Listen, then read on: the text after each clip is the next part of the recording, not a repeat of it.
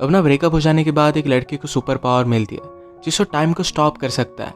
Time stop कर कर लोगों के साथ वो कुछ भी कर सकता था। हेलो फ्रेंड्स, इसी कंसेप्ट पर बेस्ड आज मैं आपको कैशबैक ये 2006 की एक fantasy romance Hollywood movie explain करने वाला हूँ। अगर आपको वीडियो अच्छा लगता है तो प्लीज़ इसे लाइक और कमेंट ज़रूर कर दीजिएगा। बिना किसी तरीके एक्सप्लेनेशन स्टार्ट करते हैं। मूवी स्टार्ट होते ही हम हमारे मेन कैरेक्टर बेन का ब्रेकअप देख सकते हैं। जिस लड़की से उसका ब्रेकअप हो रहा था सूजी, ये उसकी फर्स्ट गर्लफ्रेंड थी। उसके साथ बिताए हर पल उसे याद आ रहे थे। वो वंडर करता है कि उसका ब्रेकअप हुआ कैसे। एक पल में तो एक साथ थे, एक दूसरे को आई लव यू बोल रहे थे, और नेक्स्ट वीक सूजी किसी और के साथ थी तो शायद उसको भी आई लव यू बोल रही होगी, पर इसका कोई भी मीनिंग नहीं है। बेन के फ्रेंड का नाम था शॉन। शॉन उसे समझाने की कोशिश करता है, उसे सिर्फ एक बेटर ऑप्शन मिल गया, इसी वजह से उसके पास वो चली गई। उसके बारे में तुम्हें ज़्यादा सोचना नहीं चाहिए। तुम किसी ब्यूटीफुल सी लड़की को डेट करो, फिर सूजी को जेलस लगेगा और तुम्हारे पास वो वापस आ जाएगी। शॉन का लड़कियों के साथ एक्सपीरियंस बहुत ही घटिया था। हर लड़की उसे मार कर चली जाती थी, तो उसकी एडवाइस बेन नहीं ले सकता।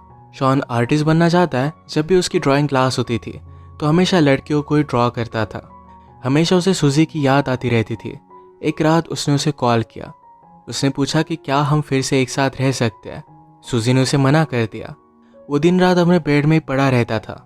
सूजी के जाने के बाद जैसे उसका ऑक्सीजन चला गया था, स्लोली स्लोली उसकी नींद भी चली गई। उसने सोने का बहुत ट्राई किया पर फिर भी वो कर नहीं पाया। अब सडनली उसके पास 8 एक्स्ट्रा आवर्स थे। वो अलग अलग चीज़ें ट्राई करता था पर फिर भी टाइम पास नहीं होता था। वो कुछ भी करे, सूजी की याद हमेशा उसके साथ रहती थी। एक रात वो ग्रोसरी लेने के लिए गया हुआ था। वहाँ पर नोटिस देखता है कि उन्हें काम करने के लिए स्टाफ की ज़रूरत थी। बेन को नींद नहीं आती तो 8 एक्स्ट्रा घंटे बिताने के लिए यहाँ पर वो जॉब कर लेता है। वहाँ के जब मैनेजर को उसने देखा तो मैनेजर पहले फुटबॉल का प्लेयर हुआ करता था, अब यहाँ का मैनेजर है।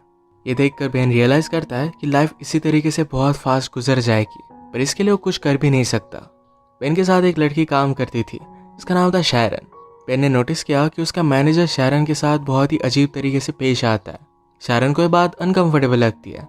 अपना जॉब करते हुए बेन ने हमसे कहा कि यहाँ सुपरमार्केट में टाइम बहुत ही स्लोली जाता है। इसको ज़रा फास्ट करने के लिए हम एम्प्लॉयज़ अलग अलग चीज़ें करते हैं। हर एक की अलग अलग मेथड है। जैसे शैरन कभी भी टाइम नहीं देखती। जब वो वॉच देखती है तो टाइम बहुत ही स्लो गुजरता है। इस वजह से हमेशा उसे कवर अप करके रखती है। यहाँ काम करने वाले उसके और 2 फ्रेंड्स हैं, पैरी और मैट। ये हमेशा एक दूसरे के साथ गेम्स खेलते रहते हैं। कभी ये शॉपिंग मॉल में रेस लगाते हैं तो कभी लड़कियों के सामान में कुछ अलग सी चीज़ें रख देते हैं। इसी तरीके से हर कोई टाइम पास करता था। और बेन ने कहा मेरा तरीका कुछ अलग ही है। जब उसका ब्रेकअप हुआ तो उसके लिए टाइम गुजारना बहुत ही हार्ड था, तो एक सुपर पावर उसमें आ गई। ये सुपर पावर थी टाइम को स्टॉप कर पाने की। वो अपनी पावर से सब कुछ स्टॉप कर देता और सारी चीज़ें घूमने लग जाता। सुपरमार्केट की सारी ब्यूटीफुल लड़कियों को नोटिस करता था। उसे लगता है कि लड़कियों में अलग से ही पावर होती है। वो जब छोटा था तो एक फॉरेन स्टूडेंट उनके घर में रहने के लिए आई हुई थी। वो बहुत ही ब्यूटीफुल थी। वो हमेशा उसे ही देखता रहता था। बेन जब ये टाइम स्टॉप करता था तो हमेशा लड़कियों की न्यू ड्राइंग करता था। उसने एक नॉवेल में पढ़ा था कि लड़कियों को पेंटर के साथ अफेयर करना अच्छा लगता है, क्योंकि उनकी ब्यूटी जैसी है वैसी वो देख सकते हैं।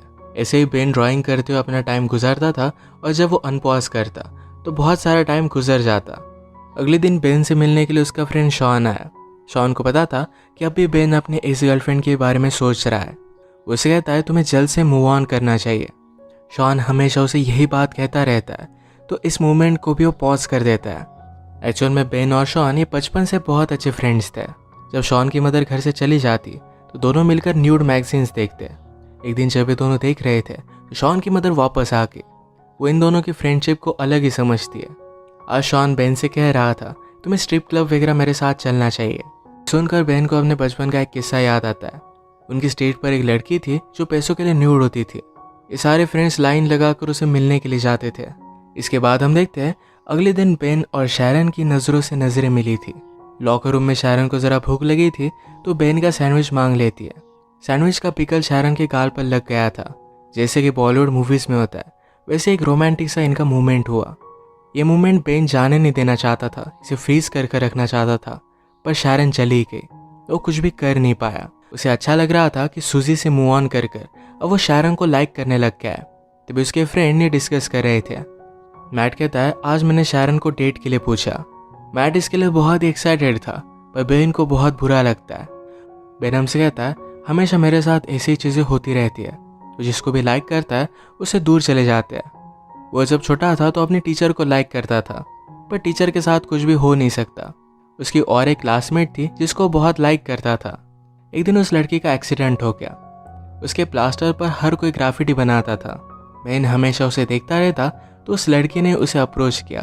बेन ने भी अपनी सिग्नेचर उस प्लास्टर पर बनाई। जब उस लड़की का प्लास्टर निकला तो उसका पूरा हाथ हेयर से भर गया था। सब लोग उसे चिढ़ाने लग गए। वो अकेली पड़ गई थी, तो बेन उसके पास आकर बैठा, कहा कि तुम जैसी हो वैसे ही ब्यूटीफुल हो। इसके बाद एक गर्लफ्रेंड बॉयफ्रेंड बन गए थे। एक दिन बेन ने उसे स्कूल के पीछे बुलाया। उसके पास आई और पूछती है क्या तुम मुझे किस करना चाहते हो। बेन कहता है कि हाँ, पर कल तुम मुझे यहाँ मिलना। कल स्कूल में कोई भी नहीं होता। कल हॉलीडे था तो उन्हें कोई भी डिस्टर्ब नहीं करता। अगले दिन बेन ने उसका बहुत वेट किया, पर वो आई ही नहीं। बाद में उसे पता चला कि उस लड़की का ट्रांसफ़र हो गया है। फिर से हम प्रेजेंट में देखते हैं कि बेन और शॉन बात कर रहे थे।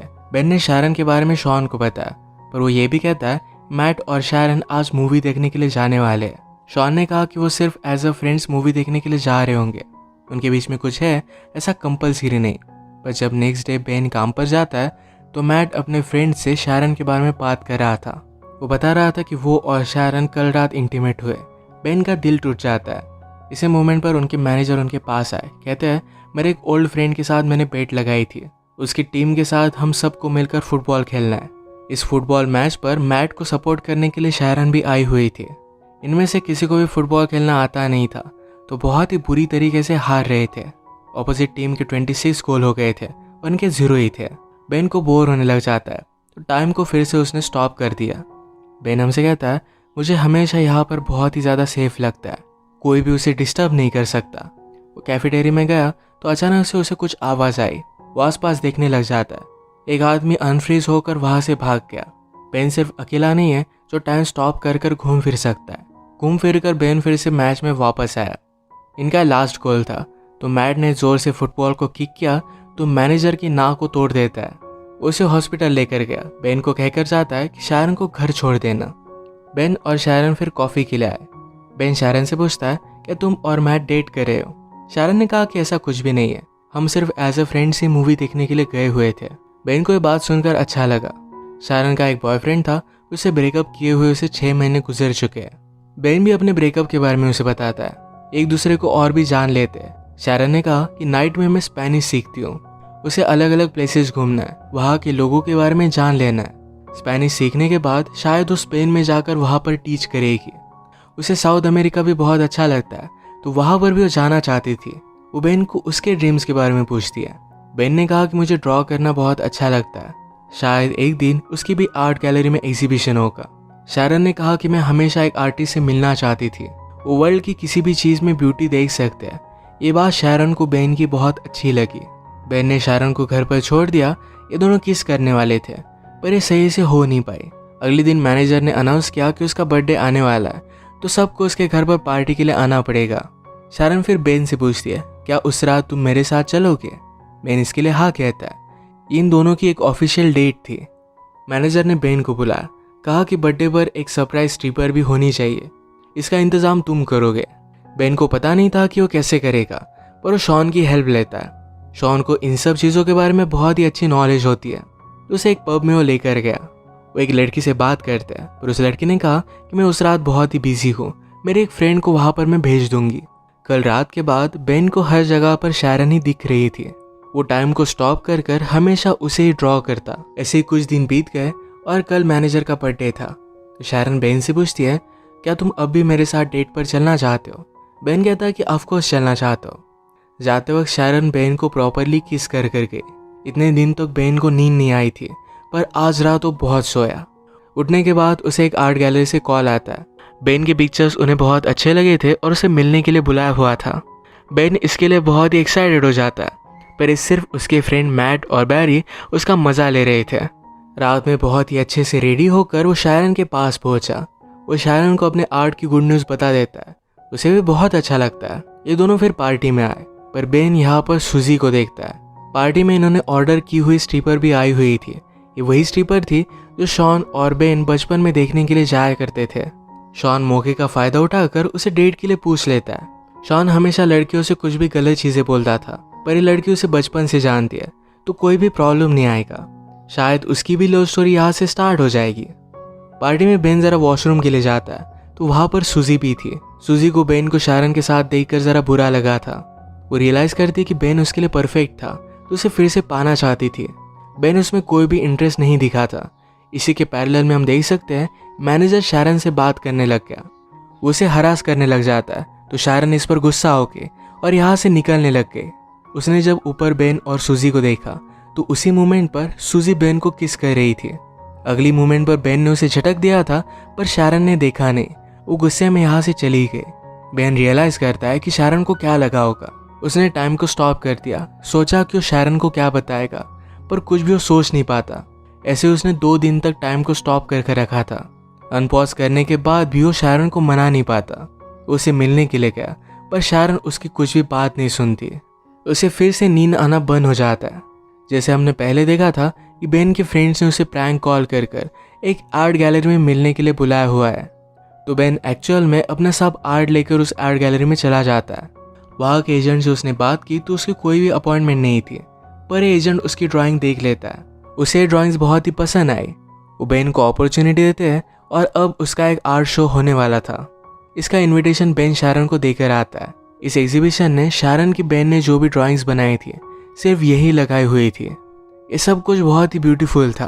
बेन से एक आर्ट की एजेंट बात करने लगी। कहती है मुझे तुम्हारी ड्राइंग्स बहुत ही पसंद आई। वो न्यूयॉर्क से थी तो उसे बहुत बड़ी अपॉर्चुनिटी दे सकती थी। बात करते हुए बेन ने नोटिस किया कि शारन भी ये शो देखने के लिए आई हुई है। ये आर्ट एजेंट उसे पूछ रही थी कि फ्यूचर में तुम क्या करना चाहोगे। बेन कहता है कि मुझे साउथ अमेरिका में जाकर ट्रैवल करके ड्राइंग करनी है। एक्चुअल में शारन का ड्रीम था तो उसे साउथ अमेरिका में ट्रैवल करना है तो बेन भी उसी के साथ ट्रैवल करके ड्रॉ करना चाहता था। शारन उसकी सारी ड्राइंग्स देखकर बेन को माफ़ कर देती है। बेन फिर से उसे सॉरी कहता है पर शारन ने कहा कि पेंटिंग्स देखकर मैं सब कुछ समझ गई हूँ। बेन ने पूछा कि क्या तुम मुझ पर ट्रस्ट करती हो। शारन ने कहा कि हाँ करती हूँ। शारन को उसने आँख बंद करने के लिए कहा। वो उसे किस करता है और उसी मोमेंट पर उसने टाइम को स्टॉप कर दिया। अब जब टाइम स्टॉप हो गया था तो बेन के साथ शारन भी आसपास घूम सकती थी। बाहर स्नो गिर रहा था तो शारन को बेन बाहर लेकर आया। इसी में वो किस करते हैं और इसी के साथ इनकी लव स्टोरी स्टार्ट हुई। बेन हमसे कहता है लाइफ में बहुत सारे मोमेंट्स होते हैं जो ऐसे ही चले जाते हैं पर अगर आपको लाइफ की ब्यूटी को अप्रिशिएट करना है, किसी के प्यार में पड़ना है तो एक बार ज़रा रुक जाओ। इस मोमेंट को अप्रिशिएट करो, कभी भी उन्हें जाने मत दो। इसे एक ब्यूटीफुल मैसेज के साथ ही मूवी एंड हो जाती है। अगर आपको वीडियो अच्छा लगा तो प्लीज़ इसे लाइक कर दीजिएगा। बहुत सारी मूवीज़ लेकर आते रहता हो तो प्लीज़ इस चैनल को सब्सक्राइब कर दीजिए और बेल नोटिफिकेशन आइकॉन दबाना मत भूलिएगा। हम फिर से मिलेंगे और एक नई मूवी के साथ। तब तक के लिए थैंक यू और आप अपने आप का ख्याल रखिए।